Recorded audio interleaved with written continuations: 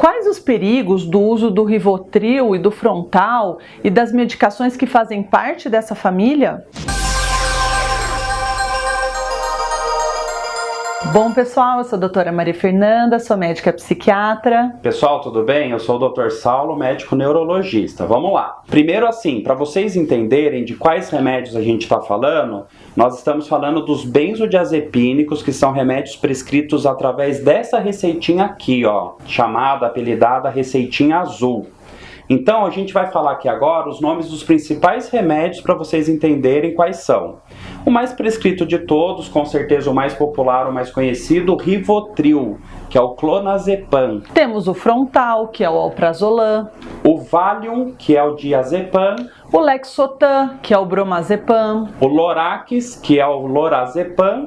O Urbanil, que é o clobazam, dentre outros. Aqui nós estamos dando os exemplos dos que são mais comumente prescritos. E a gente falou, né, Maria Fernanda, as marcas mais usadas. Tem várias outras marcas similares, enfim. Só para vocês terem uma ideia que é esse grupo de medicações. Essa classe de medicação, os benzodiazepínicos, eles têm um mecanismo de ação em que eles vão potencializar a ação do GABA, que é um neurotransmissor inibitório.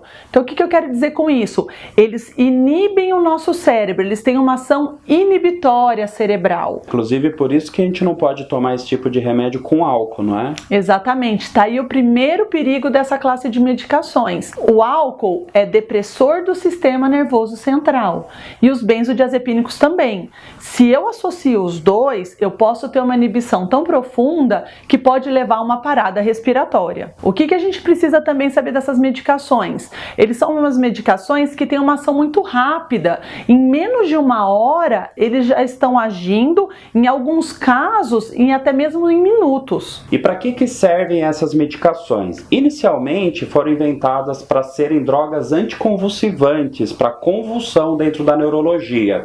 Mas dentro da minha especialidade também, na neuro, a gente usa também para distúrbios do movimento, como por exemplo espasmos e distonias, e a gente usa para parassonias, por exemplo, sonambulismo, que todo mundo já ouviu falar.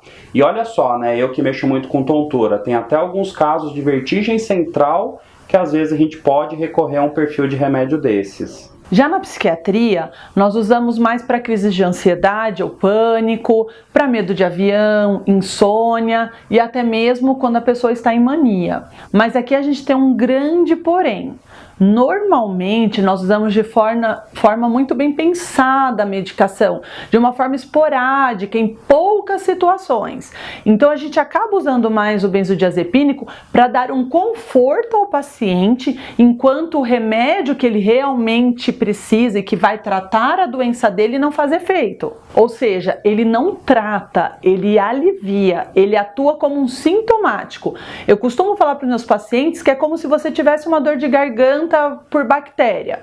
Você pode tomar dipirona, isso vai diminuir a febre, vai tirar a dor, mas deu as 6 horas que foi a ação dela, a febre volta e a dor volta. Eu só vou tratar a minha dor de garganta bacteriana se eu tomar o antibiótico. Então, na psiquiatria é a mesma coisa. Se eu tenho, por exemplo, um quadro de transtorno do pânico, ele pode me tirar a crise naquele momento, mas se eu não usar o antidepressivo para tratar, eu vou continuar apresentando as crises. E não é só isso. Dentro da psiquiatria, e aí aparece um segundo perigo desse uso de medicação, eles podem muitas vezes mascarar os casos de hipomania ou mania, que é quando a gente tem uma aceleração do humor dentro do transtorno bipolar. E o que a gente enxerga hoje que vem ocorrendo dentro da medicina? Um uso abusivo desse perfil de medicamentos. Então, muitas vezes, em situações onde hoje já existem opções mais modernas, mais seguras, que não são tarja preta, ainda esses remédios estão sendo passados. E a Maria Fernanda frisou muito bem. São maquiadores do problema. Normalmente eles não resolvem. E se eu tenho hoje um arsenal terapêutico mais moderno para lançar a mão, por que ainda usar? Mas por que eu preciso tomar tanto cuidado? Bom, se essas medicações são tarja preta, é porque eles causam dependência e tolerância. Então a dependência é uma condição física e psicológica que faz com que o meu cérebro fique viciado. Então eu preciso daquela medicação todo dia para eu me sentir seguro e me sentir bem. E aí na psiquiatria isso acaba sendo um problema. Porque muitas vezes, se a pessoa estivesse tratando com o antidepressivo, com a medicação correta para o transtorno que ela tem, ela muitas vezes já teria alta, não precisaria mais usar a medicação, diferente de quem usa o Rivotril ou outro benzodiazepínico, que fica preso a essa medicação por anos. Até pro resto da vida, né? Muitas vezes a gente grande maioria. A tolerância vai acontecer quando o meu corpo precisa cada vez mais daquela medicação numa dose maior. Então eu começo pegando da minha vizinha, tomei meio comprimido um dia, fiquei bem, tomei meio outro dia, fiquei bem, aí de repente eu começo a aumentar a frequência, começo a tomar todos os dias, dali um tempo, esse meio comprimido não é suficiente, e aí eu tomo um inteiro, e assim eu vou aumentando cada vez mais a dose para ter o mesmo efeito que eu tinha lá atrás e me ajudava. E olha só esses outros riscos. Primeiro, são remédios, como a Maria Fernanda explicou muito bem, que inibem o sistema neurológico, ou seja, essas medicações elas sedam. Muitas pessoas que usam esse perfil de remédios, elas ficam sonolentas ao longo do dia. Outro grande inconveniente, já foi mostrado que esse perfil de remédios aumenta a chance de queda em idosos. Ou idosos ou pessoas com problema de equilíbrio. Então, pessoas que já têm uma predisposição maior para cair com esse perfil de remédios aumenta muito mais a chance. Mas aqui vem o grande perigo, nossa cognição, nosso intelectual. A gente viu que o uso desse perfil de remédios declina a nossa performance cognitiva. Então, olha só, quem usa esses remédios, às vezes está funcionando com menos inteligência do que deveria estar por conta deles. E o mais alarmante de todos, começaram a aparecer evidências científicas de que o uso a longo prazo do Rivotril, do clonazepam, aumenta a chance do Alzheimer lá no futuro. Então, estou usando o remédio agora e isso está me dando uma chance muito maior de ter uma demência, uma perda de memória do tipo Alzheimer lá na frente. Olha só que coisa perigosa. Com os outros remédios benzodiazepínicos, a gente ainda não tem muitos estudos, mas a ideia é, como são moléculas muito parecidas dos outros remédios,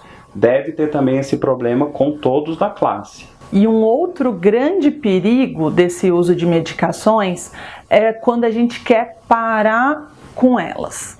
Então, o que acontece? Como eles causam dependência, se a pessoa para de uma vez, ela sofre com sintomas de abstinência.